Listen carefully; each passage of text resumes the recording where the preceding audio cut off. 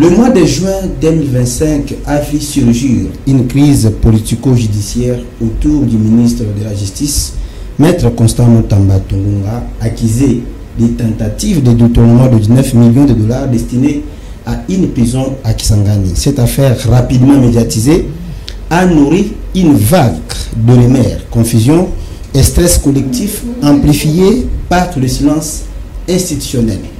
Sur ces la FM Télévision ou FM Entretien a fait l'appel aux experts en passation des marchés publics ou marché de gré à gré pour pouvoir mettre la lumière, éclairer quelques zones d'ombre sur cette affaire. Mesdames et messieurs, bienvenue dans ce nouveau numéro de votre émission FM Entretien que nous avons souvent l'habitude de vous tenir compagnie. Merci pour votre fidélité au programme de FM Télévision. Merci à l'équipe technique qui nous accompagne toujours, le DT Guélor Mouya. Merci au coordinateur Apollinaire Kassonga, autorité de référence. Merci à tout le département. Là, je vois le département de la direction commerciale, la direction de programme, Madame Fifi FK. Monsieur Alain Ngoma, merci. Merci à vous, également nos fidèles téléspectateurs. Vous êtes scotchés, branchés sur nos antennes pour nous suivre. Sans plus tarder, je suis avec un expert en passation des marchés publics, M. Constant Ngale Lakalouye, qui est bien évidemment l'invité de cet entretien du jour. Que je dis bonjour et bienvenue dans cette émission. Bonjour, monsieur les journalistes. Comment portez-vous? Très bien. Très content de vous avoir. Merci d'avoir répondu à notre invitation. Pour rappel, vous êtes expert en passation des marchés publics, en rappelant que ces derniers temps, il y a une histoire qui tourne autour des procédures des passations des marchés publics. Vous êtes expert. Brièvement, parlez-nous d'abord. Qu'est-ce qu'un marché dit gré à gré? Merci beaucoup pour la question. Je voudrais d'emblée aborder le cadre dans lequel peut être passé le marché de gré à gré en République démocratique du Congo. Nous avons des outils légaux. D'abord, nous avons la loi numéro 10/10 de 2010, exactement à la date du 27 avril 2010. C'est la loi sur le marché public congolais. Ensuite, nous devons nous référer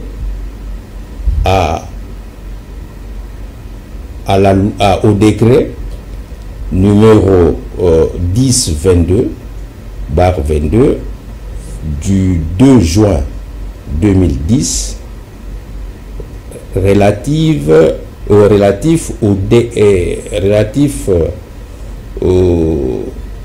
au manuel de procédure.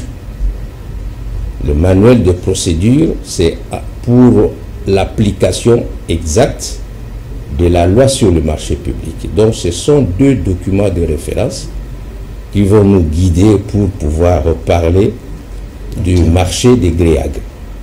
Très bien. Est-ce que, d'ailleurs, ces documents-là sont exploités souvent par ceux qui en ont besoin, par le peuple congolais? Parce que si ces documents sont vraiment exploités, sont mis à la disposition de la population, cette histoire n'allait pas nous amener à ce niveau. Apparemment, il y a une incompréhension grave sur ces concepts ou sur cette histoire de passation des marchés. Mais non, le document existe bel et bien. C'est accessible au site de l'ARMP, qui est l'agence de régulation des marchés publics. Ça existe au niveau aussi de la DGCMP, la Direction générale des contrôles des marchés publics. Et même si vous allez sur Internet, vous pouvez accéder facilement à ces deux outils. Alors, vous êtes là, mieux placé à nous donner quelques détails sur ça. Quels sont les inconvénients et les avantages? Les avantages d'abord des marchés gré à gré. Bon, avant de parler des marchés de gré à gré, nous voulons, parce que le marché de gré à gré, c'est une exception. Oui. Alors, une exception. Une exception. Mais nous voudrons d'abord parler de ce qui est en règle générale. Au niveau de passation de marché, il y a le marché par appel d'offres. Ok. Appel d'offres, ça peut être au niveau international, au niveau national. Ça, c'est l'appel d'offres ouvert. Ça peut être un appel d'offres restreint. Et de manière exceptionnelle, on peut parler de marché de gré à gré ou bien des marchés d'entente directe. Alors, pour mieux cerner le marché de gré à gré, nous allons d'abord parler de marché par appel d'offres. C'est qu'il y a ce marché qui est régi par un certain mécanisme de transparence, d'équité et de publicité pour que ceux qui peuvent concourir à un marché peuvent bien soumissionner parce qu'on a lancé un appel d'offres. Donc il y a la publicité qui précède toute procédure. Tandis que pour le marché à gré, c'est un marché par lequel un besoin au départ est identifié. On veut satisfaire à ce besoin. Ces besoins peuvent être dans le sens de pouvoir acquérir soit un ouvrage, pouvoir acquérir un service intellectuel ou bien un service non intellectuel. Alors, pour le marché de gré à gré, il n'y a pas la publicité. Donc, on ne lance pas le marché. On ne lance pas la vie. Il n'y a pas l'appel d'offres. Il n'y a pas d'appel d'offres. Donc, le besoin est là, les ressources sont là, et pour satisfaire à ces besoins, pour la cause de la communauté, de la population, il y a l'autorité contractante, après avoir fait une étude, une prospection de ce marché, identifie un prestataire. Cette identification est faite sur base de la connaissance que l'autorité contractante a sur l'institution ou sur l'entreprise, s'il s'agit d'une entreprise de travaux de construction.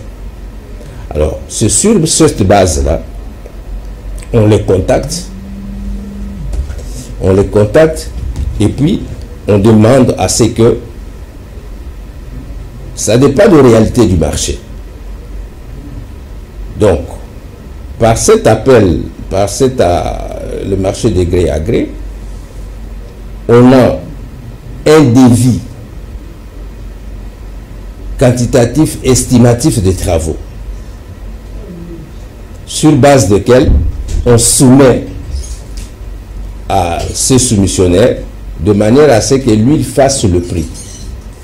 Et on va devoir comparer le prix à ce qui est du devis confidentiel. Je peux vous donner un cas. Ok. Un devis confidentiel peut être de 15 millions de dollars pour l'ensemble des travaux, en déterminant le délai.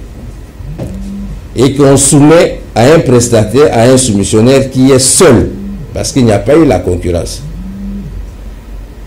Le soumissionnaire fait aussi son prix. Il met, par exemple, 50 millions, pendant que le devis est de 35 millions. Dans les négociations, on doit ramener, pour besoin d'économie, on doit ramener le montant de 50 millions au montant du devis. Ah bon? Bien sûr.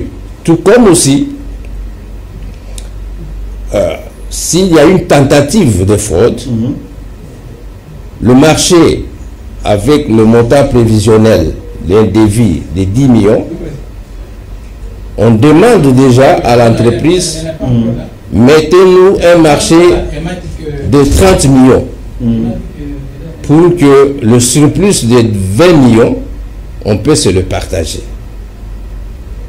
Mais si je reviens un peu sur le cas qui fait polémique, le cas du ministre, des ministres, nous avons appris qu'initialement, l'entreprise en question avait proposé un prix de 39 millions. Et on a fini par arriver à 29 millions. C'est que au niveau du ministère de la Justice, il y a eu prise en compte de l'aspect économie à réaliser. Donc on a ramené le prix de 39 à 29. Donc c'est un des aspects importants qui est la rationalité pour réaliser les économies du budget. Et dans ces conditions-là, on peut dire que par le type de marché de gré à gré, on n'a pas pu avoir un inconvénient parce que le prix initial proposé par l'entreprise était de 39 millions. Et si on a conclu à 29 millions, c'est qu'il y a eu ces soucis d'économie, de pouvoir, je pourrais même réaliser un gain pour ne pas dilapider les ressources budgétaires de l'État. En vous écoutant très bien, apparemment, le marché des gré à gré, c'est un marché très risquant, qui contient beaucoup de risques. Évidemment, il y a beaucoup de risques parce que il y a des risques sur la présomption de pouvoir augmenter le prix. Souvent, c'est le prix. On augmente le prix. Ce ne sera pas le prix réel de l'ouvrage qu'on veut construire ou bien du service qu'on veut obtenir. Donc, il y a un montant additionnel, indûment additionnel qu'on pourrait éventuellement s'accaparer de cela. Mais,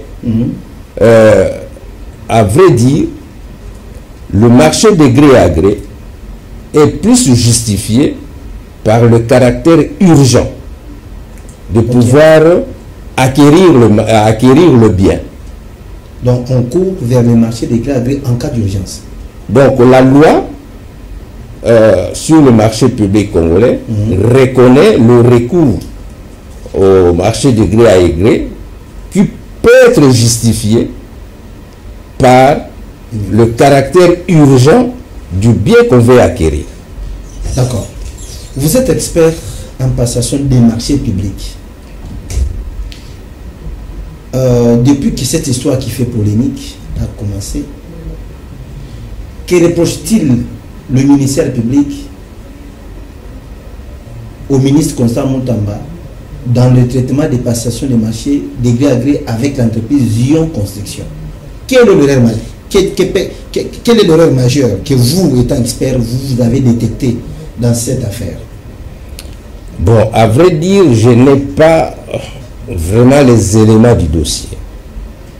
Je ne pourrais pas émettre un point de vue qui pourrait être considéré comme un point de vue qui tient compte de toutes ces réalités-là. Mais à vrai dire, qu'il y a deux acteurs que la loi reconnaît pour passer un marché. Même pas un marché de gré à gré. Nous avons d'abord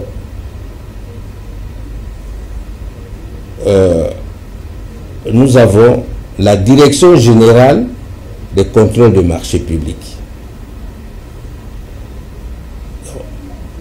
Nous avons l'autorité de régulation des marchés publics, ARMP.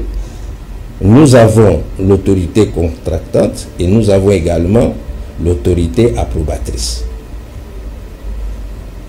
Donc, s'il faut faire un agencement, il y a en amont, nous avons l'autorité de régulation des marchés publics qui, lui, il fait un contrôle. Il fait un contrôle a posteriori. Et nous avons la Direction générale de contrôle des marchés publics, lui, il est en amont, l'autre, l'autorité de régulation des marchés publics est en aval. C'est-à-dire quoi? Toute structure de l'État tout ministère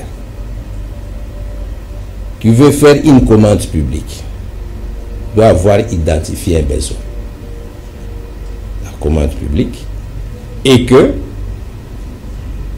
ils doivent établir, ils doivent faire la planification qui est le plan de passation de marché. Ce plan de passation de marché qui répertorie un ensemble de marchés, que ce soit le marché des travaux, le marché des fournitures ou le marché des consultants, on soumet cela à la Direction générale de contrôle de marché public qui donne un avis favorable, qui approuve. Une fois approuvé, la structure qui veut lancer le marché va pouvoir lancer le marché dans le respect strict de la loi sur le marché public.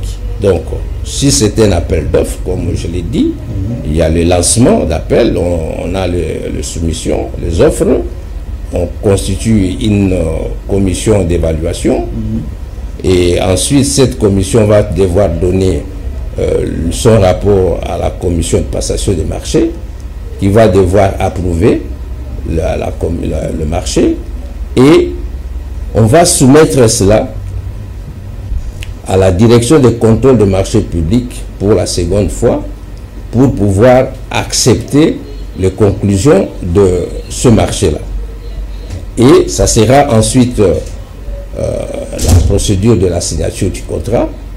Mais alors là, il y a aussi, ça dépend. Si c'est une entreprise ou un établissement public qui a lancé le marché, c'est l'autorité de tutelle, le ministère de tutelle, qui sera l'autorité approbatrice de ce marché. Si c'est un marché qui a été lancé par le ministère, n'importe quel ministère, l'autorité approbatrice, c'est le ministère du budget. Alors, si un ministère, là je voulais parler de si c'est un marché d'appel d'offres national. Si c'est un marché d'appel d'offres international, l'autorité approbatrice, c'est le Premier ministre qui va pouvoir donner l'approbation pour signer le contrat. Mais là, la loi a prévu un dispositif tel qu'il y a un délai. Donc, le délai est de 10 jours. Dépasser les 10 jours, s'il n'y a pas une réponse positive ou négative, ça vaut acceptation. À ce moment-là, l'autorité contractante peut aller de l'avant pour signer le contrat. Très bien. Donc, si on comprend bien, donc la procédure, normalement, en vous écoutant, c'est lorsque aussi le ministre a avancé comme ses arguments lors de la première audience. Il a dit que il avait écrit après 10 jours, le ministre l'appelle, la chef du gouvernement n'a pas réagi. C'est alors que lui s'est engagé à faire ce marché-là. Est-ce que dans les cas pareils, des constructions de prisons, on peut lancer aussi l'appel d'offres? Mais c'est ce que j'ai dit tout à l'heure là. Le besoin est là, n'est-ce pas, pour désengorger les prisons. Le besoin est là, le besoin a été exprimé, le besoin a été accepté, n'est-ce pas? Et alors, puisqu'il y a le besoin là, pour désengorger les prisons, il y a, si l'autorité a estimé que c'est une urgence pour pouvoir procéder par le gré à gré, puisque la loi sur le marché public accepte le marché de gré à gré, ce n'est pas un péché. Et aussi, je parlais du caractère urgent, je n'ai pas parlé du délai de passation des marchés. Puisqu'il y a un problème de désengorgement, s'il faut respecter, s'il faut passer par appel d'offres national, nous avons le temps de préparation du dossier d'appel d'offres pour avoir toutes les prescriptions techniques et les spécifications techniques de ce bâtiment. Et là, on peut faire précéder, même la construction doit être précédée des études techniques. Très bien. Il y a des études environnementales. Donc la phase des études techniques et des études environnementales et sociales peut nous prendre 10 mois, voire même une année. Et on va encore lancer le processus de recrutement de l'entreprise. Ça peut nous prendre 6 mois. Donc si vous totalisez de 10 mois, les 6 mois, nous avons presque une année et demie, Ouais. sans que les travaux n'aient été commencés. Et puisqu'il y a cette urgence-là, on passe par une méthode que la loi prévoit, qui est le gré à gré. Très bien, mesdames et messieurs, nous sommes toujours en direct sur la FM Télévision. Nous sommes retrouvés, nous, dans différentes plateformes réseaux sociaux. Nous sommes sur YouTube, TikTok, X, Facebook. Et nous sommes aussi dans les bouquets Star Times, BlueSat, Bleu OTT International. Suivez-nous. Nous sommes en direct avec l'expert en passation des marchés publics. Lui, c'est M. Constant Ngalela Kalouya. Retenez que le 15 juin 2025, l'Assemblée nationale autorise des poursuites judiciaires contre le ministre Constant Moutamba. Le 17 juin, l'homme dépose sa démission auprès du président. Son immunité élevée, il est interdit de quitter Kinshasa. Une commission spéciale est chargée d'examiner les preuves. À ce jour, retenez qu'aucun degré présidentiel n'a acté sa démission. Il reste ministre en fonction, bien qu'absent au Conseil des ministres du 20 juin dernier. Nous poursuivons notre deuxième partie de cette émission. Vous êtes en train de prendre les notes. Pour ceux qui ne savent absolument rien de ce qu'on appelle passation des marchés gré à gré, prenez juste un papier. Nous sommes avec l'expert, est en train d'expliquer, de donner tout un cours pour vous. Ça va vous permettre de support pour vous, les analystes politiques, d'aller faire vos choses. Alors, nous poursuivons. En parlant du dossier de Maître Constant Moutamba, Papa Constant Ngalela, vous êtes au mot de Constant Moutamba. Dans une société marquée par la méfiance envers les institutions, cette affaire de Constant Moutamba ravive-t-elle les traumas de l'impunité et de la manipulation politique? Mais je voulais savoir un peu de quelle institution vous parlez. Des institutions, la méfiance. Le peuple se méfie des institutions parce que, en tout cas, ces institutions ne reflètent pas l'image que le peuple congolais attendait. La méfiance totale.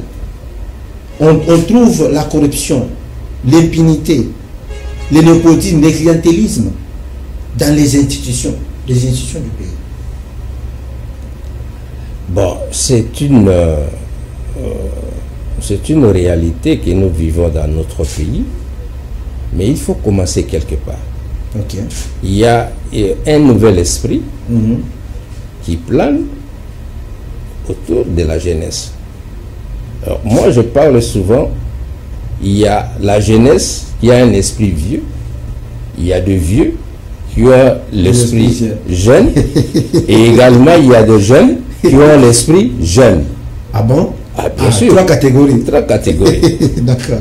Alors, si on s'inscrit dans la philosophie d'un nouvel esprit, donc où on doit révolutionner les choses, on doit retoucher son mental.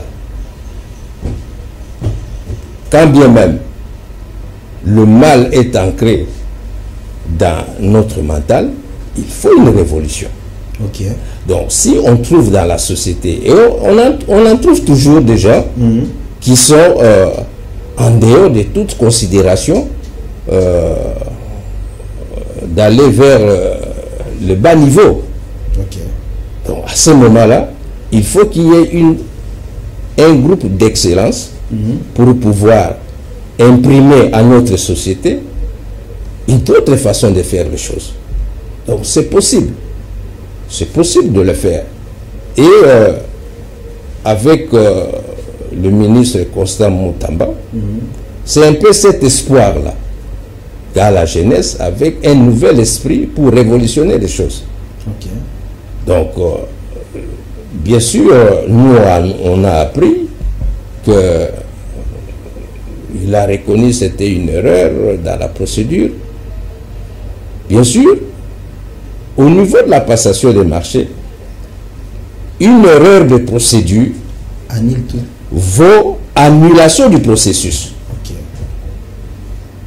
Et si on n'a pas encore signé le contrat, on annule le processus. Et si on a signé le contrat, on résilie le contrat. Très bien. Donc c'est tout ce que ça demandait. C'est tout ce que ça demandait. Mais pourquoi aller de gauche à droite du témoin jusqu'à faire démissionner la personne, jusqu'à l'amener à la justice? Parce que j'ai suivi aussi Eliezer qui a répliqué en disant que la loi nous recommande, en cas de cette histoire, comme c'est le cas de Constant Moutamba, carrément on annule le marché. Si les contrats étaient signés, qu'on venait de les soulever, on résilie. Mais vous voulez à tout prix la tête de la personne. Vous ne savez pas que c'est de l'acharnement politique? Ou c'est réellement parce que vous savez que c'est rare de voir un grand homme comme vous, la plupart de vieux ne croient pas Constant Moutamba. Mais c'est dit, mais moi, Nango, lui, il sait quoi qui. Mais vous, au moins, étant vieux, mais vous dites qu'en tout cas, il y a des jeunes que nous devons vraiment soutenir. Moi, je n'ai pas un point de vue des non-politiques. Ok. Moi, je vous parle du point de vue technique. Très bien.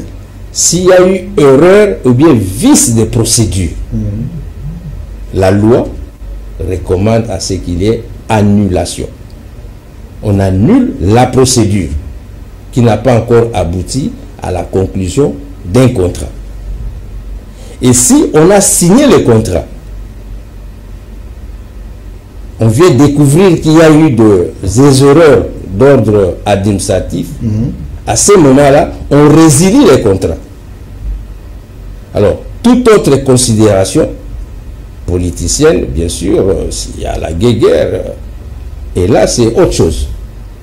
Ce qu'on a fait, si on n'avait pas, si on devait annuler le marché, annuler la procédure, je ne dis pas du marché, annuler la procédure. Ok. Annuler la procédure. La procédure. Pas le marché, mais la procédure. La procédure, si on avait découvert qu'il y a eu des erreurs de procédure. Mais comment on peut annuler la procédure? Si on annule la procédure, c'est qu'on doit maintenir l'entreprise en question. On annule la procédure pour recommencer, mais avec cette entreprise où on change carrément d'entreprise. Parce que l'entreprise, c'est dernier reproché aussi de ne pas avoir une capitale conséquente pour recevoir, encaisser 19 millions. Bon, ça, il y a aussi l'amalgame, non? Il y a l'amalgame parce que le capital social d'une entreprise n'a rien à voir avec la capacité financière d'une entreprise. Là, bien sûr, c'était notre dossier. Là, c'est une autre, d'autres considérations. Je peux avoir un capital de 10 000 $, mais je réalise un chiffre d'affaires de 15 millions, 150 millions. Ça, c'est autre chose. Est-ce que peut-on dire que cet amalgame entre les poursuites judiciaires, remettre de l'établissement de l'État et remettre de l'établissement et silence d'État crée-t-il une fatigue psychologique et politique au sein de la population? Bon, moi je ne voudrais pas me lancer sur le terrain politique. Mais je peux émettre un point de vue parce que je vis dans une société d'hommes. Très bien. Et il y a quand même, les gens se reconnaissent et croient en la personne de Constant Moutamba. Dans tout ce qu'il fait, bien qu'on parle des populismes, ça ce sont des considérations tout à fait politiques. Mais à bien voir les choses, si je me réfère à ces dossiers, je ne pense pas qu'on devrait arriver au stade actuel. Très bien. Pourquoi? Parce que je reprends et je répète, dans la procédure de passation de marché, s'il y a eu vice de forme, on devrait carrément annuler la procédure. Et si il y a eu signature de contrat, on résilie le contrat. Alors, est-ce qu'il y a eu transfert d'argent dans les comptes de l'entreprise? Ça, je n'en sais pas. Et si jamais il y avait eu transfert, on devrait avoir une restitution et un remboursement de cet argent. Parce que le marché n'a pas été réalisé. Très bien. Alors, qu'est-ce que nous pouvons retenir, Papa Constant Galela? Qu'est-ce que nous pouvons retenir sur cette affaire reprochée à Moutamba, sur le non-respect des procédures de passation des marchés publics. Vous êtes expert, vous venez d'énumérer ici, d'éclaircir comment est-ce qu'on peut procéder à un marché dit gré à gré ou un marché public. Et pour rappeler que Moutamba a démissionné, nous attendons dans quelques jours, il y aura l'audience, en attendant que le chef d'État le chef d'État puisse se prononcer sur ces cas. Mais tout ce que nous savons, que dans les jours qui suivent, il y aura procès télévisé et public pour Constant Moutamba. Brièvement, qu'est-ce que nous pouvons retenir? Le peuple qui nous suit, c'est qui nous suit partout dans le monde. Ce qu'on peut retenir est que l'idée qui a prévalu à la construction de prisons, c'était de pouvoir désengorger les prisons qui sont pléthoriques. Et pour cela, il a été estimé qu'il y a urgence de pouvoir procéder à la construction. Et le caractère urgent du besoin a conduit à ce qu'on recourt à une méthode de passation de marché qui est reconnue par la loi sur le marché public congolais, au marché de gré à gré ou en temps direct. Faudrait-il que l'entrepreneur qui est choisi, il devrait être choisi sur base des critères objectifs liés à l'expérience spécifique avérée de l'entreprise qui a fait preuve dans différentes constructions ici ou ailleurs. Parce qu'il y a de ceux-là, des entreprises, une entreprise qui a été à l'étranger, il a pu construire à l'étranger, nouvellement installé au Congo, il peut venir s'installer au Congo, mais si derrière lui, elle a une expérience acquise en dehors du pays, c'est sa valeur intrinsèque qui va ramener dans le pays. On pourrait peut-être croire que l'entreprise est à peine 2 ans installée au pays, mais l'entreprise a un long passé ailleurs. Okay. Donc il faut avoir tous les contours du dossier pour pouvoir émettre de telles considérations, parce que il y a des spéculations dans ce pays. Alors quand on n'a pas les dossiers entre ses mains, vaut mieux se taire que de pouvoir faire, peut-être pour alimenter les réseaux sociaux. Ouais. Bon. Mais est-il que si on est vraiment responsable, on ne peut pas faire tenir de tels propos, mais analyser froidement le dossier d'appel d'offres, parce que chaque domaine a ses spécifications, ses spécificités. Donc, c'est comme nous, on fait la médication, c'est ça. Si quelqu'un qui est malade, lui-même va prendre le médicament, il se fait médecin. Mais il y a pourquoi les gens ont fait 7 ans à l'université. Il y a quelqu'un qui veut construire une maison, lui-même s'est fait ingénieur. Pourquoi on a fait autant d'années à l'université? Donc, à chaque domaine, il y a des spécialistes en la matière. Très bien. Donc, au lieu de faire des supputations, que ceux qui ont la gestion de ces dossiers, les spécialistes en passation de marché, je ne sais pas si au niveau des tribunaux, il y en a, au niveau des tribunaux, qu'on fasse appel, et même aux spécialistes de passation de marché qui sont au niveau de l'ARMP ou de la DGSMP, on demande leur avis. On peut aussi demander l'avis des experts, des consultants indépendants sur la question.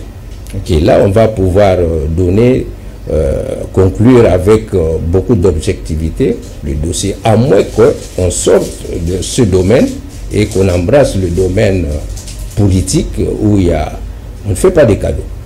Très bien. Alors, nous sommes à la fin de notre émission Pas Constant. Il y a notre maman qui nous suit à la maison.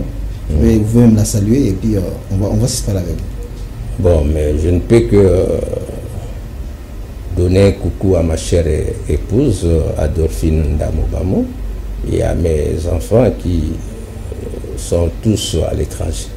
Ok. Merci beaucoup. Merci beaucoup, Papa Constant, pour avoir répondu à notre invitation. Mesdames et messieurs, nous sommes à la fin de notre FM entretien. Pour clore, dans une république encore jeune, le silence politique devient parfois plus destructeur que le tumulte judiciaire. Tout ce que nous pouvons retenir est que la population congolaise exige clarité, vérité et responsabilité politique dans le traitement des affaires publiques. La situation de Constant Mutamba reste à suivre. Merci pour votre fidélité. Que Dieu vous bénisse. On se retrouve à la prochaine. Au revoir. Au revoir.